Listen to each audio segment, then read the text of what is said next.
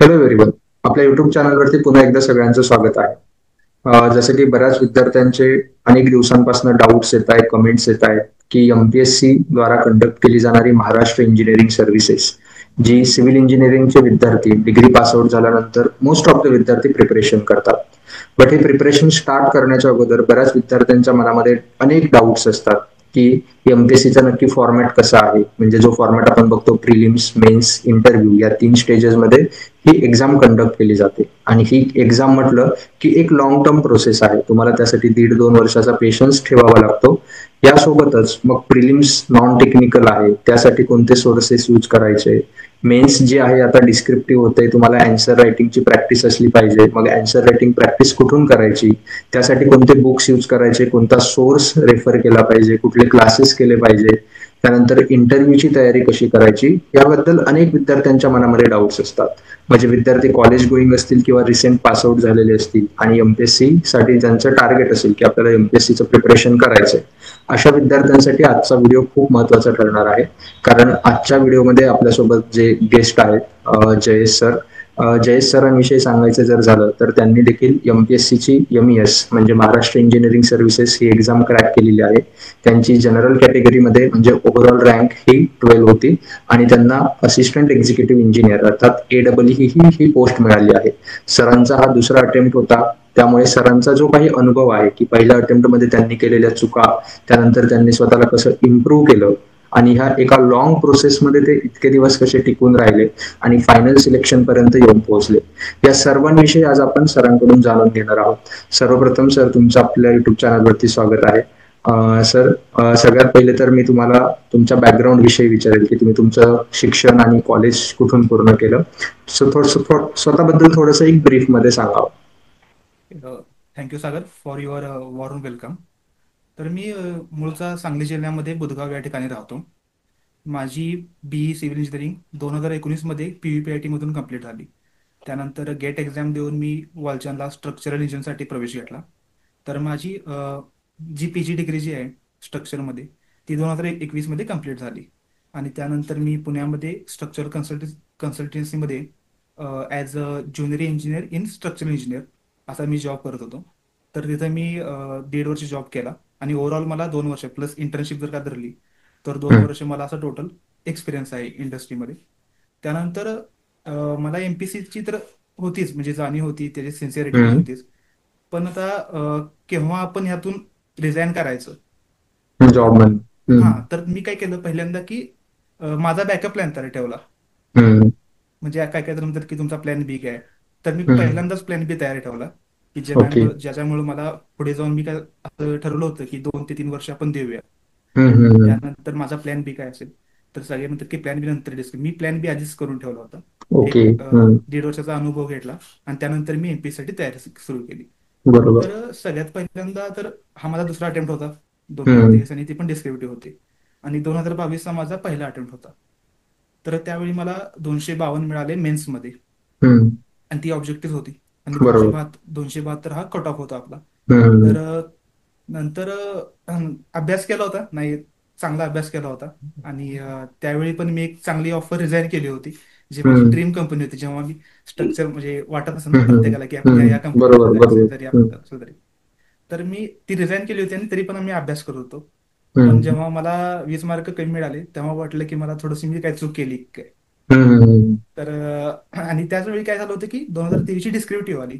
हम्म. आता झालं कसं की जी डिस्क्रिप्टिव्ह जी काय प्री होती दोन हजार हम्म. तेवीसची ती हम्म. जूनमध्ये होती. बरोबर. आणि मी अभ्यास करत होतो 2022 साठीचा.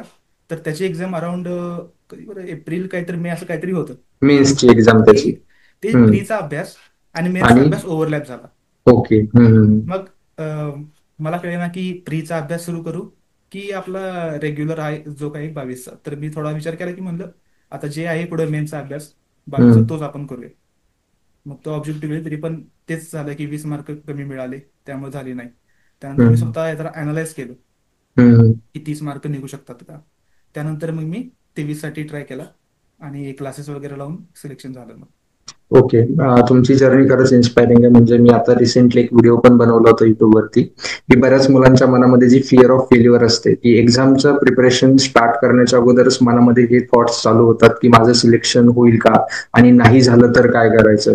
आणि तुम्ही जसं सांगितलं, की मी पण त्या व्हिडिओमध्ये हे बोललो होतो, की तुम्ही प्लॅन बी रेडी ठेवा अगोदर. म्हणजे ती भीती ॲटलीस्ट मनामध्ये निघून जाते, की नाही झालं तर काय करायचं? मग जसं तुम्ही बोलला, की तुम्ही प्लॅन बी तुमचा अगोदर रेडी होता. तुम्ही स्ट्रक्चरमध्ये एक्सपिरियन्स घेतला होता. म्हणजे नाहीच काही झालं तर पुन्हा आपण इकडे ह्या फील्डमध्ये येऊन जॉईन करणार आहोत. हे क्लिअरिटी असल्यामुळे काय होतं, की जेव्हा प्रिपरेशन करतो आपण, त्यावेळेस मनामधली ती भीती नसल्यामुळे आपण फ्री माइंडने प्रिपेअर करू शकतो. म्हणजे बॅकग्राऊंडला थॉट्स नाही चालत. ही एक चांगली गोष्ट तुम्ही सांगितली. आणि दुसरी गोष्ट ही शिकायला मिळाली, की बऱ्याच मुलांचं असतं, सर मी जॉबला आहे, जॉब सोडून प्रिपरेशन करू की जॉब विथ जॉब प्रिपरेशन करू? मग तुम्ही म्हणजे हा डिसिजन कसा घेतला, की जॉब आपल्याला नाही सोडायचाच आहे आणि एमपीएससीचंच प्रिपरेशन? कारण बऱ्याच जणांचं असं असतं, की फॅमिली आपल्यावरती डिपेंडंट असते आणि इथे माझ्या मते फॅमिलीचा सपोर्ट पण खूप महत्वाचा रोल प्ले करतो. तुम्ही नक्कीच तुमच्या फॅमिली सोबत डिस्कस केलं असेल. याविषयी पण एक थोडं सांगा, की तुम्ही हा डिसिजन ज्यावेळेस घेतला त्यावेळेस मनामध्ये कोणते थॉट्स होते, फॅमिली सोबत काय डिस्कशन झालं आणि कशा पद्धतीने तुम्ही एमपीएससीच आपल्याला प्रिपेअर करायचे हा निर्णय घेतला? सर काय झालं, जेव्हा मी नोटीस पिरियड 1 महिन्याचा असतो हम्म, आपल्याला युजली. तर 1 महिना आधी मी जरा डिस्कस केलं आई वडिलांसोबत, हम्म, की बरोबर. असं मी रिझाईन करत आहे आणि मला एमपीसी मध्ये जायचं आहे, म्हणजे अभ्यास करायचा आहे हम्म, मला एमपीसी. तर पहिल्यांदा ते पण म्हणाले की म्हणजे एक तूच विचार कर. हम्म, त्यांनी नव्हतं मला असं बंधन कधी घातलं की हम्म, जॉब कर किंवा अभ्यासच कर. तुला जे वाटेल ते कर म्हणले, फक्त मनापासून कर प्रत्येक गोष्ट जी हम्म, आहे ते. जरी हम्म, जॉब करणार असलास तरी तू मनापासून कर, अभ्यास करणार तर मनापासून कर. तर हे हम्म, त्यांनी मला एक सपोर्ट दिला होता. बरोबर. फ्री त्यानंतर माइंड थोडंसं तुम्ही. हां हां थोडंसं मित्रांना पण मी आता 2019चा पासवर्ड असल्यामुळे काही मित्र अभ्यास पण करत होते. मग बरोबर. त्यांची पण अशी मोटिवेशन किंवा इन्स्पिरेशन माझ्याकडे होतं, की ही मुलं अभ्यास हम्म, करत आहेत, हम्म, धडपड करत आहेत, आपण पण करू शकतो. बरोबर. त्यानंतर मग आता सर म्हणजे आपले जे काही सिनियर जे असतात, तर हम्म, ते पण म्हणत होते की सोडणार आहेस का, कन्फर्म आहे का तुझं? तर हम्म, मी म्हणालो की नाही सर, माझं कन्फर्मच आहे. आणि मी ॲटलिस्ट म्हणजे माझ्या लाईफमध्ये 2 ते 3 वर्ष तरी एमपीसाठी देणारच आहे. म्हणजे हम्म, माझा स्पॅन ठरला होता की मला 3 वर्ष ट्राय करायचं आहे. हम्म, आपण जे म्हणतो कॅलेंडर इयरनुसार नाही, तर बरोबर. एमपीसी इयरनुसार मला 3 अटेम्प्ट एमपीएससी नुसार. हां एमपीसी इयरनुसार मला तीन अटेम्प्ट द्यायचे आहेत, असं मी करेक्ट. ठरवलं होतं. हम्म, मग त्यानंतर मग तोच एक प्लॅन बी तर तयार झाला होता ऑलरेडी. हम्म, त्यामुळे रिस्क घेण्यामध्ये असं कॅल्क्युलेटेड रिस्क घेण्यामध्ये काही मला प्रॉब्लेम नाही वाटला. त्यामुळे मी कॅल्क्युलेट रिस्क घेऊ शकलो. बरोबर. म्हणजे तुम्ही टाइम देखील अलॉट करून दिला होता. टाइम मी हा, स्वतःलाच अलॉट केला, की कारण 3 अटेम्प्ट द्यायचे आहेत. भरपूर पॉसिबिलिटी असतात. बरोबर. प्रत्येक जण हम्म, अभ्यास करतं आणि त्याच्यामध्ये एक होतं कसं की अभ्यास करून पण कधी कधी नाही होत. आता जसं की हम्म, माझं 2022 मध्ये झालं. बरोबर. पण मी ठरवलंच की नाही, मला तीन तीन अटेम्प्ट द्यायचे आहेत आणि ठीक हम्म, आहे, मी मनापासून अभ्यास करीन, जे काही होईल ते होईल.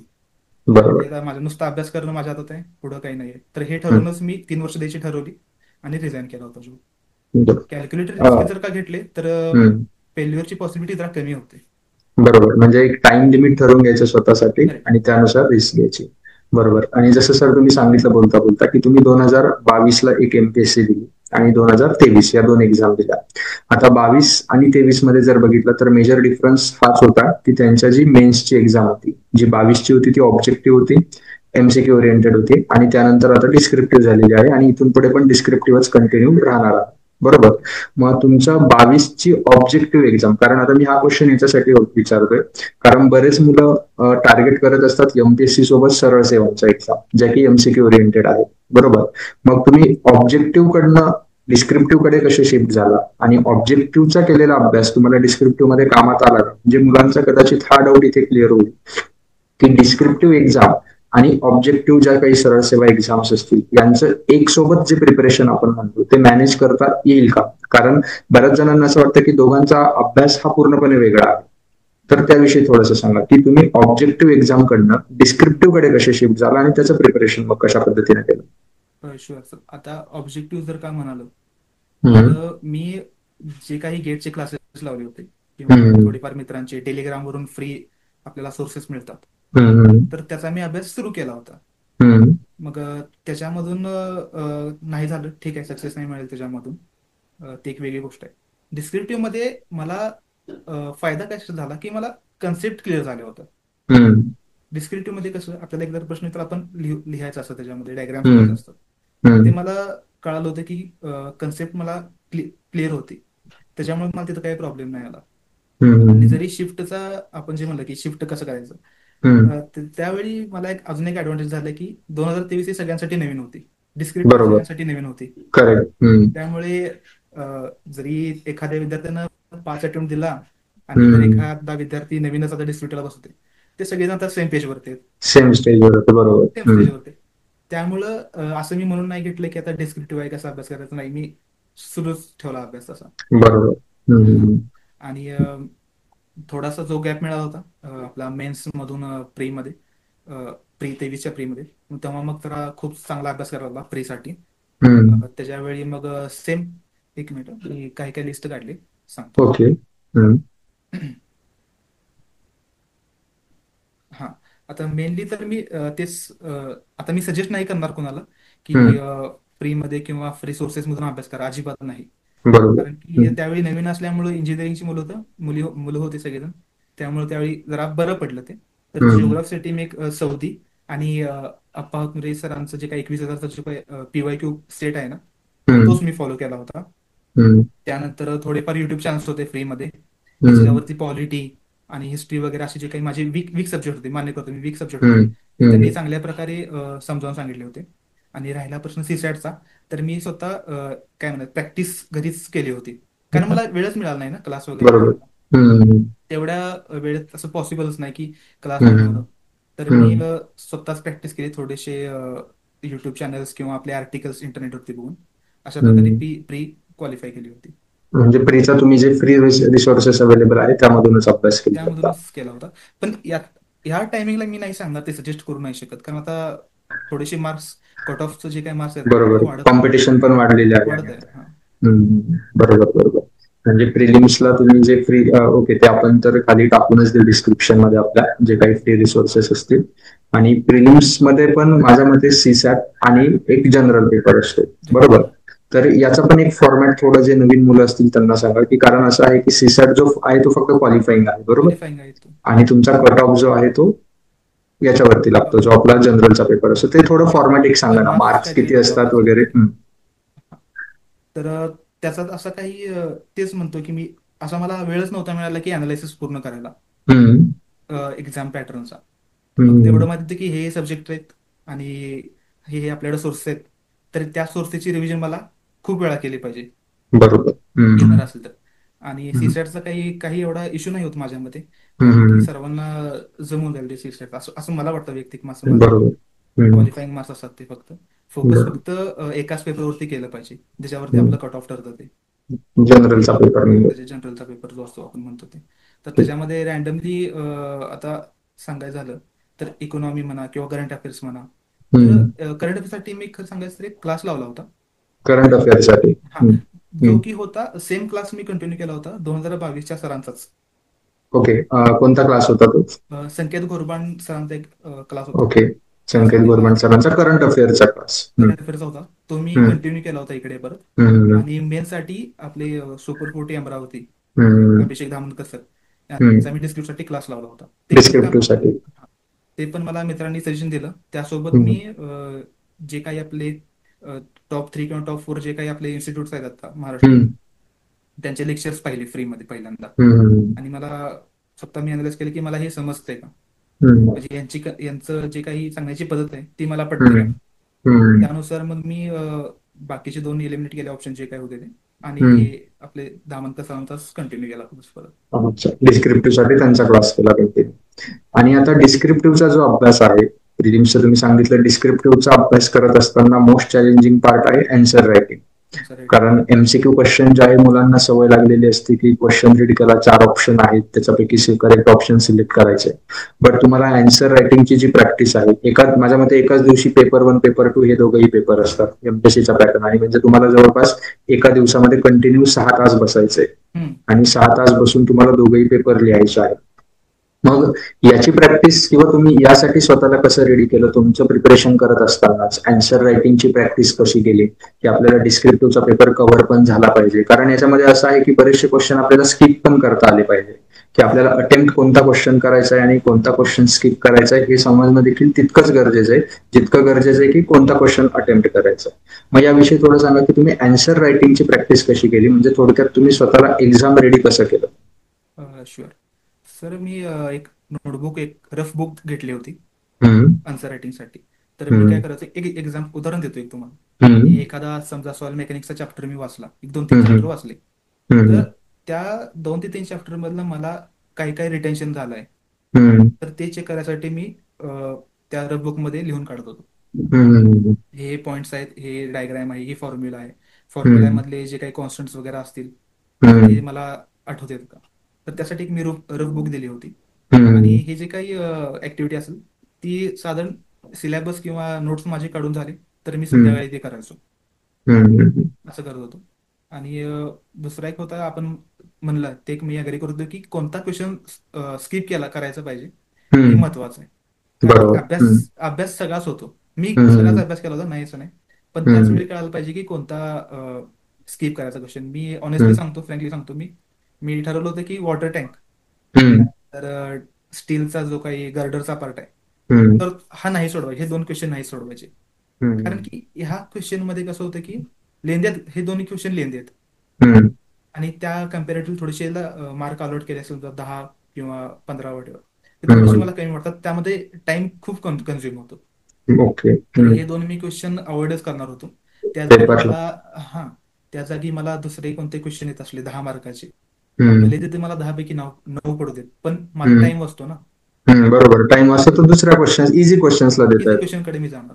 तर हम्म, हीच जी काही मेथोडॉलॉजी आहे ती मी तिथे अप्लाय केली होती. क्वेश्चन बरोबर. कोणता स्किप करायचा हे त्याच वेळी समजणार, आणि त्याच हम्म, वेळी कळायला पाहिजे आपल्याला.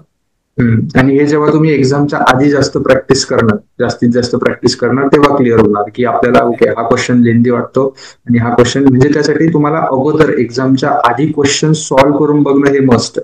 प्रॅक्टिस ही खूप महत्वाची.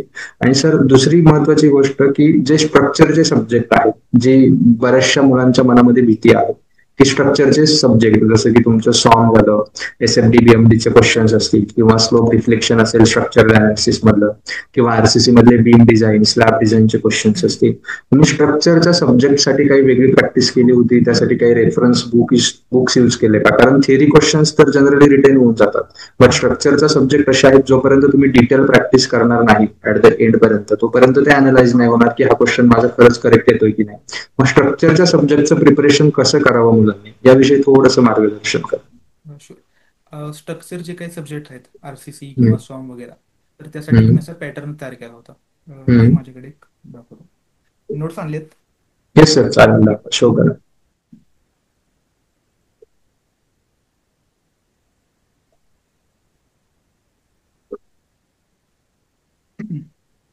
आता होप इट्स विजिबल होते का, विजिबल?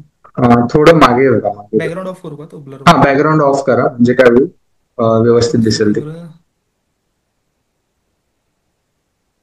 थोडा माहिती आहे का तुम्हाला ते बॅकग्राऊंड ऑफ कसं करायचं? बॅकग्राऊंड ऑफचं ना, मी एक मिनिट. इनिशियली केलं होतं. ओके. हा, तर आता एक एक्झाम्पल घेऊया RCC कॉलमचं. तर हम्म, मी एक फॉर्मॅट तयार केला होता असा, की याचं अनालिसिस काय असेल. हम्म, सगळ्यात पहिल्यांदा तर वरती प्रत्येकाच्या कंडिशन, त्यानुसार हम्म, त्याची लेंथ चेंज होते. बरोबर. येस. बरं, हां. पहिली इफेक्टिव्ह स्टेप सगळ्यात लेन्थचा. पहिल्यांदा हीच गिवन, नंतर सगळ्यात पहिल्यांदा स्टेप हीच असते, आपण ही चेक करतो. हम्म, नंतर पुढे बघितलं तर इसेंट्रिसिटी, अबाउट हम्म, एक्सेस, हम्म, अबाउट वाय वाय. त्यानंतर पुढे आपले जे काही चेक्स असतात, ई मॅक्स आणि ई मिनिममचे, ते हम्म, चेक्स. हम्म, यानुसार मी प्रत्येकाचे पॅटर्न्स तयार केले होते असे, की जेणेकरून मला एक्झामच्या आठवडा आधी किंवा 10 दिवस आधी हम्म. मला ते लगेच क्लिक व्हावं, रिव्हिजन मेमोराईज साठी लगेच इझी व्हावं. जाईल ते, हां, बरोबर. हम्म, ते थोडक्यात ही रोबोटिक प्रोसिजरच आहे ना थोडक्यात. हम्म, हम्म. आता हे बघा, नेक्स्ट उदाहरण द्यायचं झालं तर आपल्याला हेलिकलचं ही डायग्राम सॉरी. वगैरे आपल्याला दिसली इथं. हम्म. तर हा असा फॉर्मॅट तयारच करून ठेवला होता की म्हणजे तुम्ही शॉर्ट नोट्स थोडक्यामध्ये सगळ्या स्टेप्स ज्या आहेत त्या स्टेप्स हां, लिहून घेतलेल्या होत्या आणि कम्प्लीट त्यानुसार न्यूमेरिकल सॉल्व्ह करायचं. केले होते. परत हम्म. हे वगैरे आहे ना, एक मिनिट. काही काही फॉर्म्युला असे होते आपले आरचेस वगैरेचे, ते हा, सगळे फॉर्म्युला डायरेक्ट लिहून ठेवले होते रिएक्शनचे आधी. वगैरे फॉर्म्युले, स्टँडर्ड फॉर्म्युलेस. हे लिहून ठेवले की हे आलं की हेच करायचं आहे. हम्म, जी हम्म, हम्म, रोबोटिक जी प्रोसिजर आहे ना, तीच मला हम्म, फॉलो करायची. बरोबर बरोबर. ह्यासाठी आपल्याला जे स्ट्रक्चरच्या बाबतीत हम्म, हे आपण करू शकतो. एक फॉर्मॅट तयारी ठेवायचा आणि हम्म, आलेले एक्झाम्पल त्यानुसार सॉल्व्ह करत जायचं. बरोबर. म्हणजे स्ट्रक्चरच्या सब्जेक्टमध्ये शॉर्ट नोट्स पण गरजेचे आहेत, की एक्झामच्या आधी काय करायचं आपल्याला ते पण माहिती पाहिजे, रिवाइज करून झालं, कारण डेटा खूप कलेक्ट होतो ऍट द एंड पर्यंत. हा माझी एकदा म्हणजे माझी पण गंमत झाली होती. हा स्लोप डिफ्लेक्शन आणि मॉडिफाय स्लोप डिफ्लेक्शन मध्ये ना हा माझं हा. कन्फ्युजन झालं होतं एकदा, म्हणजे अच्छा. 1-2 दिवस आधी. मग त्यावेळी मी एक्झामच्या आधी. हा त्यावेळी मग मी नोट्स वापरल्या होत्या. मग लगेच हम्म. ते क्लिअर होऊन जातात ना कन्सेप्ट. बरोबर. नोट्स जर असतील आपल्याकडे, व्यवस्थित हँड रिटन नोट्स असतील आणि ते स्वतः तयार केलेले असतील तर अजून बेटर जातं. बरोबर. आणि सर, जसं पेपर वन पेपर टू आहे याचा मेन्सचा पण, त्याच्यामध्ये स्ट्रक्चर आणि नॉन स्ट्रक्चरचे सब्जेक्ट आहे. तर एक सोर्स, आता जसं तुम्ही इथे नोट्स वगैरे तर रेडी केलाच आहे, बट सोर्स कोणता यूज केला पाहिजे याच्यासाठी? जसं तुम्ही सांगितलं तुम्ही क्लास पण केलाय, तुम्ही पूर्णपणे क्लासवरतीच डिपेंडंट होता क्वेश्चन प्रॅक्टिससाठी सुद्धा, कारण क्लासमध्ये तर सगळे न्यूमेरिकल्स कदाचित कव्हर होतील नाही होतील या गोष्टी असतात. मग तुम्ही फक्त पूर्णपणे क्लास फॉलो केला आणि क्लासच्या नोट्स आणि क्लासमध्ये जेवढे क्वेश्चन्स कव्हर झाले तेवढंच फॉलो केलं, की याच्या व्यतिरिक्त एक्स्ट्रा क्वेश्चन प्रॅक्टिससाठी मला किंवा न्यूमेरिकल प्रॅक्टिस करायची आपल्याला, याच्यासाठी काही रेफरन्स बुक्स यूज केले? तर सोर्स विषयी सांगा थोडं, की पूर्णपणे क्लासलाच तुम्ही फॉलो केलं, आणि क्लास करणं हे किती इम्पॉर्टंट आहे, त्याचा काय रोल आहे त्याविषयी थोडी सांगा. क्लासमुळे कसं होतं की जे काही आपल्याला सिलेबस कव्हर वगैरे आहे ते कमी हम्म, वेळामध्ये होतो, लगेच होतो. बरोबर. आणि हम्म, पुढच्या शिक्षकाला माहित असते की बरोबर काही आपल्याला शिकवायचं आहे. हम्म, हा आता मी जर कम्पॅरिझन केलं 2022 माझं, त्यावेळी मी क्लास हम्म, नव्हता लावला, सेल्फ स्टडी बरोबर. सगळी करत होतो. तर हम्म, त्यावेळी मी थोडंसं प्रेशराईज झालो होतो की हम्म, मला हे संपवायचं आहे, हे करायचं आहे, MCQ मला बरोबर. सॉल्व्ह करायचेच आहेत. मग हम्म. थोडंसं प्रेशर कमी होतं ते. क्लास केल्यावरती म्हणजे तेच होतं, की आपल्याला काय शोधायचं या गोष्टी जास्त आपलं डोकं लागत नाही, आपल्याला फक्त अभ्यास करायचं बाकी अभ्यासाचं, राहतं. हा म्हणजे प्रेशर जे होतं फक्त अभ्यासाचं होतं. इतर बरोबर. गोष्टीचं काही होत नाही की हा हा. हे कुठलं मटेरियल वापरू, काय करू. आणि पूर्ण तर हो म्हणजे पूर्ण तर क्लासवरतीच डिपेंड होतो. ओके. आणि पण अदर दॅन क्लास मी सेल्फ स्टडी म्हणजे काय म्हणायचं, सेल्फ प्रॅक्टिस जी आहे ती खूप हम्म, केली त्याच्यामध्ये. हम्म. मग MPSC प्रॅक्टिससाठी न्यूमरिकल्स वगैरे क्लासमध्ये दिलेले ते केले, की म्हणजे बाहेर कुठले परत बुक्स यूज केले, रेफरन्स बुक्स वगैरे? हा क्लासमधले पण करत होतो. आणि हम्म. त्यासोबत जे आपले जुने एकदम जे काही घेतलेले डिस्क्रिप्टिव्ह 2013 का त्याच्या आधी काढलेले, MPSC ची 2013च्या अगोदर व्हायची. तर ते क्वेश्चन पेपर गोळा करून त्यातले थोडेफार थोडेफार क्वेश्चन सॉम RCC काय बरोबर. असतील, सॉल्व हम्म. मेकॅनिक्स असतील, तर त्यातले मी सॉल्व्ह करत होतो. बरोबर. आणि आता सध्या एक मागचा जो पेपर झाला 24चा माझ्या मते, त्याच्यामध्ये बऱ्याच जणांच्या अनालिसिस मध्ये असं आलं की ESE मेन्स जी आहे UPSCची, हम्म, हम्म, हम्म. तिचे पण मेन्सचे क्वेश्चन बऱ्यापैकी रिफ्लेक्ट झाले. सो आमचा एक क्वेश्चन तर ऍज इट इज होतात, बट बाकी सुद्धा क्वेश्चन्स थोड्याफार प्रमाणामध्ये होते, सेम होते. तर मग ESE मेन्सचे क्वेश्चन मुलांनी, कारण ती तर पहिल्यापासून डिस्क्रिप्टिव्हच आहे, तर त्याची प्रॅक्टिस केली मुलांनी तर ती चालेल का? बेटरच आहे. UPSC ASC जर हम्म. का आपण किंवा गेटची जर का सॉल्व्ह करून प्रॅक्टिस करत असेल तर एकदम चांगलंच आहे ते. ओके, म्हणजे ते आपल्याला सुद्धा बेनिफिट, बेनिफिट. हा बेनिफिट त्याचा 100% होणार. कारण हम्म, की जर का डिफिकल्ट लेवल बघितली तर ऑब्विस आहे की त्यांची थोडीशी डिफिकल्ट लेवल जास्त असणार आहे आपल्या हम्म, कम्पेअर टू आवर. हम्म. त्यामुळं पण चांगलं आहे की कन्सेप्ट त्या लेवलला क्लिअर झाला तर MPSC ते सोपत जाईल त्याच्या. Yes, correct. बरोबर. आणि सर, आता मेन्सचं झालं, प्रिलिम्स बद्दल झालं, त्यानंतर इंटरव्ह्यूचं प्रिपरेशन. आता इंटरव्ह्यू हा असा एक गोष्ट आहे ज्याबद्दल बऱ्याच जणांना शंका असते, की इंटरव्ह्यू मध्ये नक्की विचारतात काय? आम्ही टेक्निकलचा अभ्यास केला पाहिजे, करंट अफेअर्सचा अभ्यास केला पाहिजे, की आपल्या आजूबाजूला म्हणजे मोस्टली मुलांचं असतं की तुम्ही ज्या डिस्ट्रिक्ट मधनं येतात ते विचारतात, त्याच्याशी रिलेटेड क्वेश्चन्स विचारतात. तर तुमचा इंटरव्ह्यूचा एक्सपिरियन्स कसा होता आणि कोणते क्वेश्चन्स तुम्हाला विचारले गेले याविषयी थोडं सांगा. इंटरव्ह्यूसाठी पण एक बुक घेतलं होतं सर मी. हम्म, प्रत्येक जिल्ह्यात तसं मिळतात. हे सांगली जिल्ह्याचं एक आहे बघा, रमेश हम्म. मालवाड यांचं एक आहे. विद्याभारती प्रकाशनचं आहे बघा हे. अच्छा, सांगली जिल्हा म्हणून सांगलीचं आहे त्याच्या. मी, हा सांगली जिल्ह्यात, त्यामुळे प्रत्येक दिसतंय. जिल्ह्यात येस तसं येस येस. मिळतं. ह्याच्यामध्ये प्रत्येक हिस्ट्री, जिओग्राफी सगळे ह्याच्या लोकसंख्या वगैरे सगळं ह्याच्यामध्ये अवेलेबल असतं. अदर दॅन दिस मी जे काही डॅम्स असतील, रिव्हर्स असतील माझ्या जिल्ह्यामधले, किंवा अजून टुरिस्ट प्लेसेस असतील, हे थोडंसं पाहायला सुरुवात केली होती. आणि एक टेलिग्राम चॅनल होतं सिव्हिलायझड माइंड्स म्हणून एक आहे त्या, तर त्यावर ते आता आधी जॉईन केले होते त्यांनी, ते आता आहेत वर्किंगमध्येच आहेत. तर त्यांनी फ्रीमध्ये सगळ्यांना ते गाईड करत होते इंटरव्ह्यूसाठी. बरोबर. हम्म, तर ते टेलिग्राम चॅनल एक मी फॉलो केलं होतं. हम्म, आणि जे काही आपल्या युट्यूबवरती असतात की आधीच्या मुलांची इंटरव्ह्यू जी असते, 19 एमपीएससी वर्ष दिलेल्या आणि मुलांचे. मग ते काही काही जण मॉक इंटरव्ह्यू टाकत असतात ना, त्याचे हम्म, मी ते इंटरव्ह्यू फॉलो केले होते की कोणत्या हम्म, त्यांचा पॅटर्न शोधून काढला पहिला. म्हणून मला पॅटर्न हम्म. मध्ये कळालं की सगळ्यात पहिल्यांदा म्हणजे कॉमन क्वेश्चन काय होतं की आपल्या जिल्ह्याविषयी, जिल्ह्याविषयी. सभोवताल विषयी आपलं काय काय आहे ते. हम्म, त्यानंतर तुम्ही जर का वर्किंग करताय तर हम्म. वर्किंग वरती जर का तुम्ही सांगितलं की एक्सपिरियन्स आहे माझा, तर 100% एक्सपिरियन्स वरतीच प्रश्न विचारणार ते. तुमच्या जॉब प्रोफाईलवरती. जॉब मग प्रोफाईलवरती. तुम्ही जसं सांगितलं की तुम्ही 1.5 वर्ष स्ट्रक्चर मध्ये केलेलं होतं अगोदर, तर त्याविषयी पण तुम्हाला जर तुम्ही जर मेन्शन केलेलं होतं की नाही त्यामध्ये, आणि केलेलं असेल तर नक्की त्यावरती क्वेश्चन तर विचारले असतील मग. हा, मी 1.5 वर्षाचा तो काय अनुभव आहे तो त्यामध्ये मेन्शन केला होता. हम्म, मग सगळ्यात पहिल्यांदा मला तेच की थोडंफार कम्फर्ट झोन मध्ये ते आपल्याला सोडतात की थोडेफार हम्म, क्वेश्चन असं विचारतात, थोडेफार एकदम म्हणजे सोपेच असतात क्वेश्चन ते. हम्म, त्यानंतर सुरू होतो मग एक्सपिरियन्स वरून त्यांचे क्वेश्चन सुरू होतात. हम्म, मग तुम्ही स्ट्रक्चरमध्ये जॉब करता, बरं ठीक आहे. हम्म, मग स्ट्रक्चरमध्ये तुम्ही काय केलं नेमकं? मग मी पाईपलाईनची हम्म, डिझाईन करत होतो. हम्म. पाईप काय असतात, त्यानंतर बरोबर. मग हे बेस प्लेट काय असते, ते हम्म. काय असते, हे थोडेफार त्यावरती मग लिंक लिंक होत जातं ते. मला विचारलं की विंड कॅल्क्युलेशन वरती मला विचारलं होतं क्वेश्चन. क्वेश्चन्स.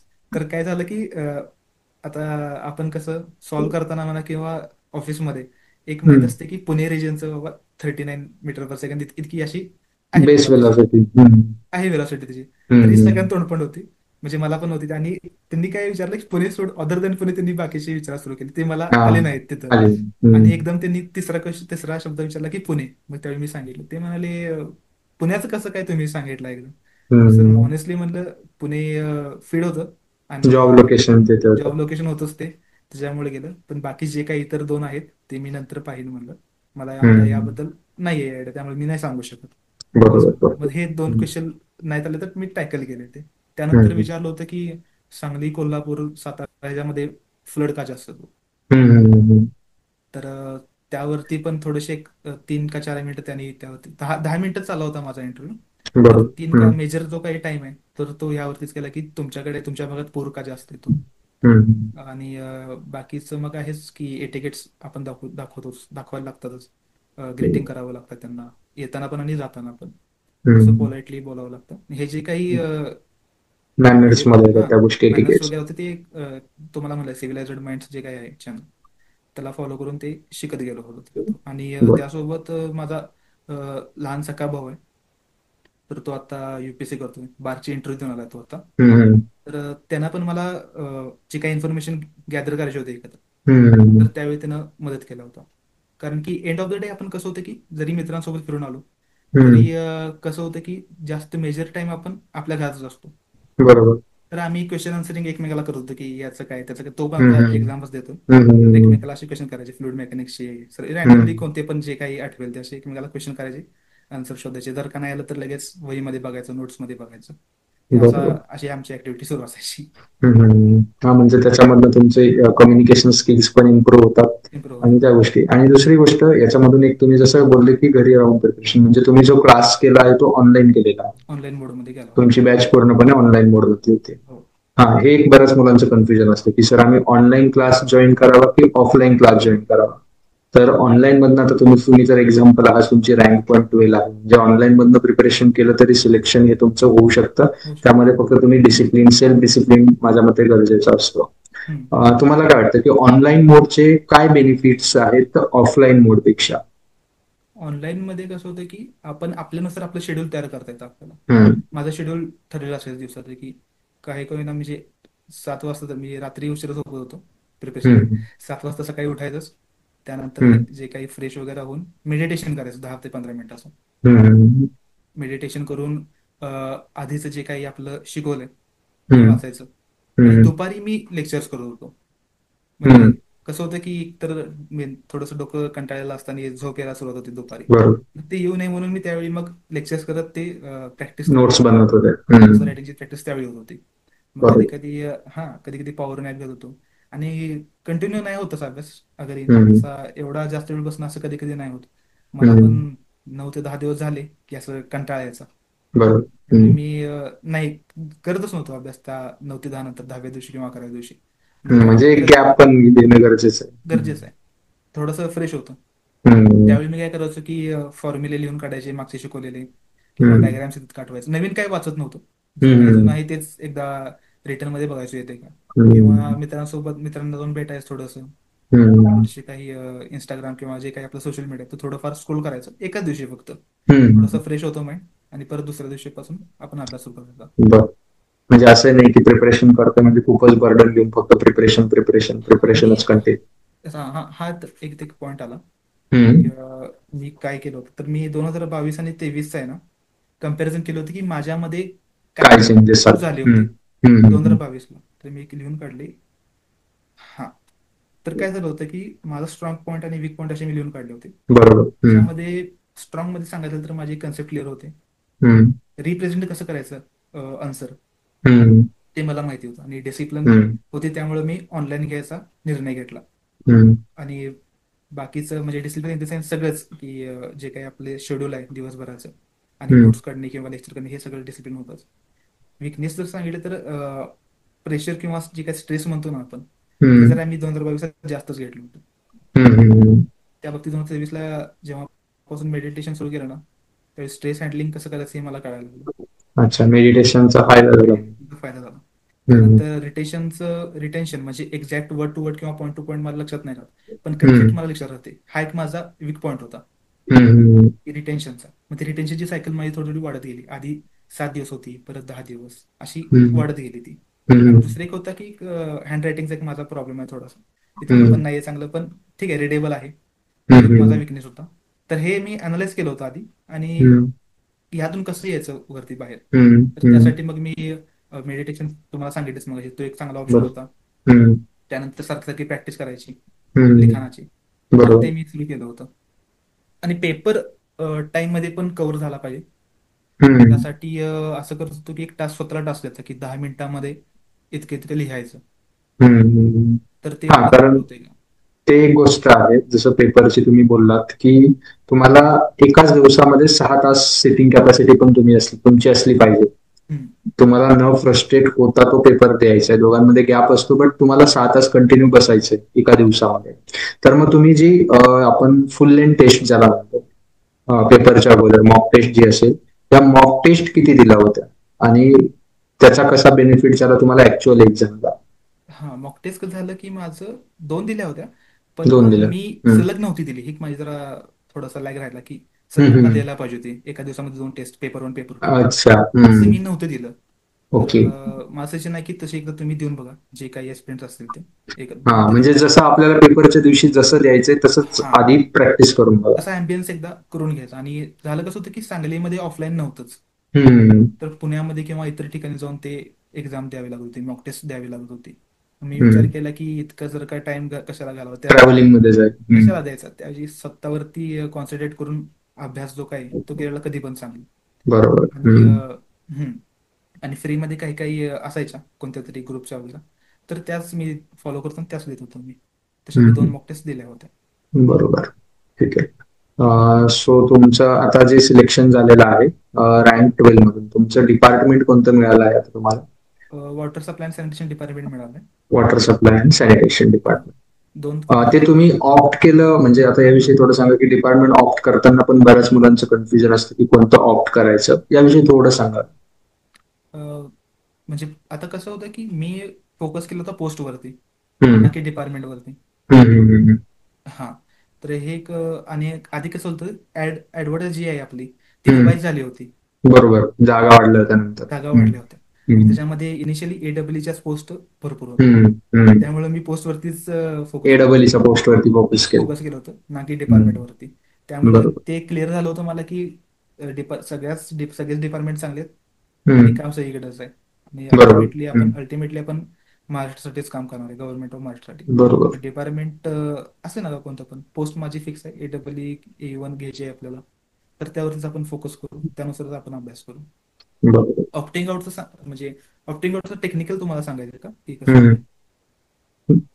काय? नाही नाही, बरं, तेच डिपार्टमेंट विषयी विचारायचं होतं की तुम्ही हे डिपार्टमेंट का चूज केलं, पण जसं तुम्ही बोलले की तुम्ही पोस्ट वरती फोकस केला. पोस्टवरती एक रेफरन्स केला. हा, ठीक आहे. ठीक आहे. ओव्हरऑल तुमच्या जर्नीमधून एक गोष्ट शिकायला मिळाली की, आणि एक महत्वाचा प्रश्न शेवटचा की जसं जर्नी जर बघितली तर सुरू झाली ती कदाचित 2022 मध्ये कुठेतरी. 22. 2022 पासून 23-24 एक मोठी फेज आहे. एमपीएससीचं प्रिपरेशन म्हणजे 2 ते 2.5-3 वर्ष तर नाही, तुम्हाला द्यावे लागतात. सर सर 23 मध्ये झाली होती. जून 2023 ला प्रे झाला होता.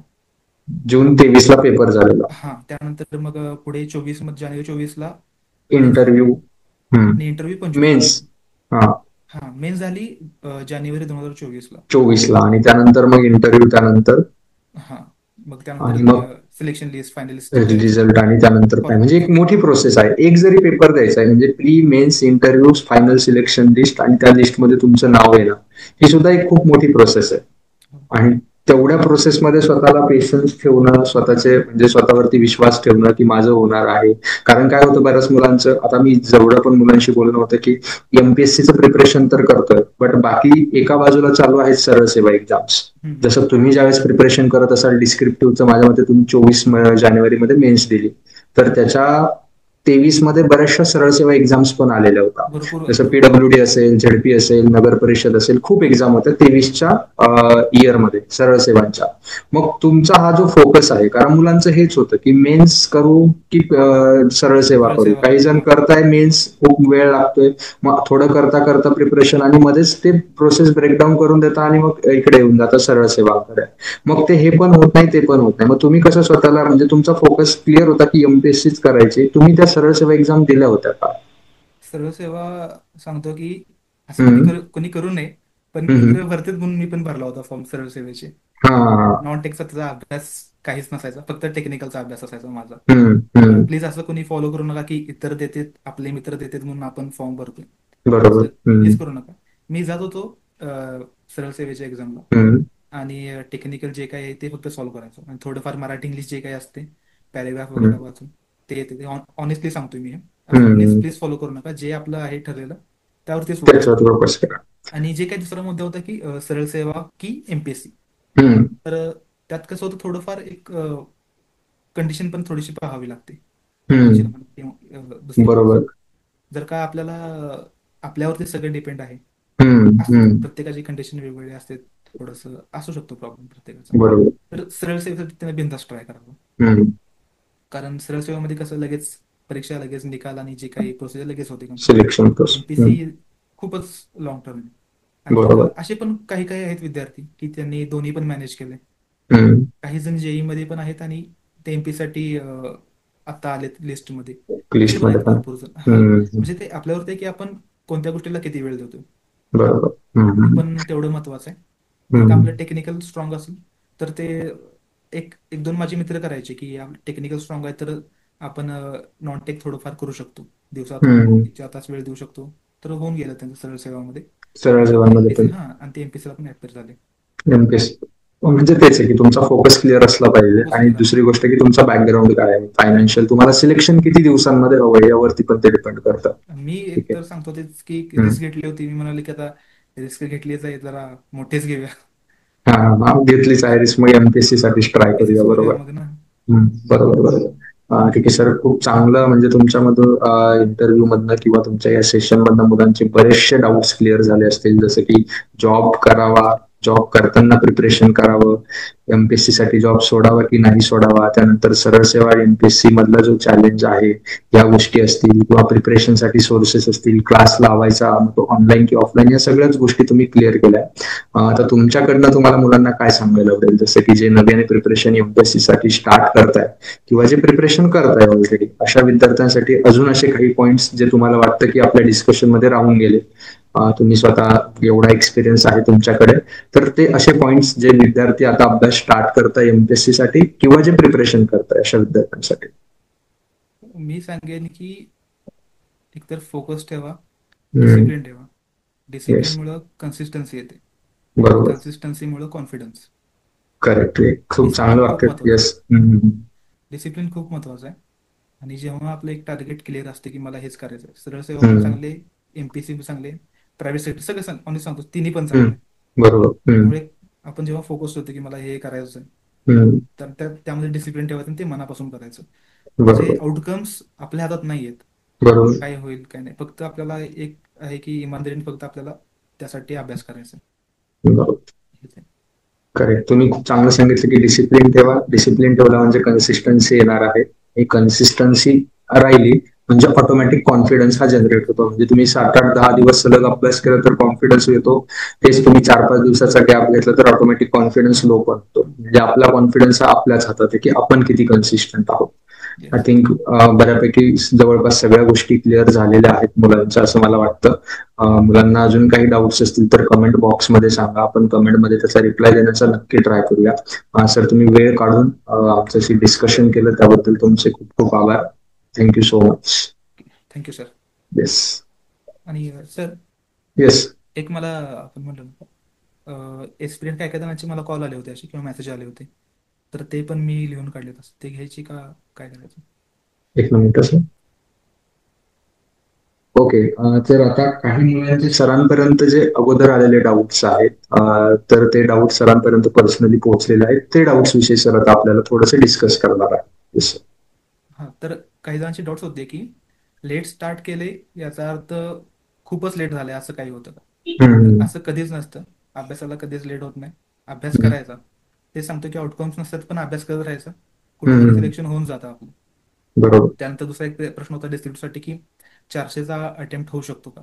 तर होऊ पेपर. शकतो. होऊ हम्म, शकतो. खूप जणांनी केला होता. 200चा अटेम्प्ट केला पेपर 2 साठी. तर हम्म, होतो. आणि वेळ हम्म, पण पुरतो. फक्त आपल्याला कळायला पाहिजे की कोणते क्वेश्चन आपण स्किप करायचे. माझा बरोबर. 350चा अटेम्प्ट झाला होता 400 हम्म, मध्ये. आणि म्हणजे तुमचा स्कोर किती होता सर? एकदा स्कोर बद्दल सांगा ना तुमचा. आपण ते राहून गेलं बोलता बोलता. हां हां शुअर. हम्म, माझा पेपर 1ला होता 126, पेपर हम्म, 2ला 120 आणि हम्म. इंटरव्ह्यूला 25. ओके. सो 271 झाले. 271. 271 हा स्कोर होता. हम्म, आणि दुसरा होता की कंटाळा येतो, म्हणजे ते सांगितलं हम्म, की आता हम्म, ऑब्विस आहे की कंटाळा येणारच. मग थोडंसं हम्म. त्यावेळी नाही करायचं अभ्यास. नवीन काहीतरी ज्यावेळेस महत्वाचं कंटाळा येतो त्यावेळेस नाही करायचं. नाहीच कर. कारण कसं होतं की एकतर दमलेला असतो मेंदू आपला, आणि जेव्हा बरोबर. आपण त्याला फोर्सफुली अभ्यास करायला सांगतो तर हम्म, त्यावेळी हम्म, काहीच होत नाही नीट. हम्म, ठीक आहे, एक दिवस ब्रेक घ्यायचा, मित्रांसोबत जरा हम्म, भेटायचं किंवा काय असेल ते. ठीक आहे, तुम्ही पिक्चर्स बघू शकता, नाही असं नाही, मूवीज बघू शकता. पण ते एका हम्म. दिवसासाठीच फक्त.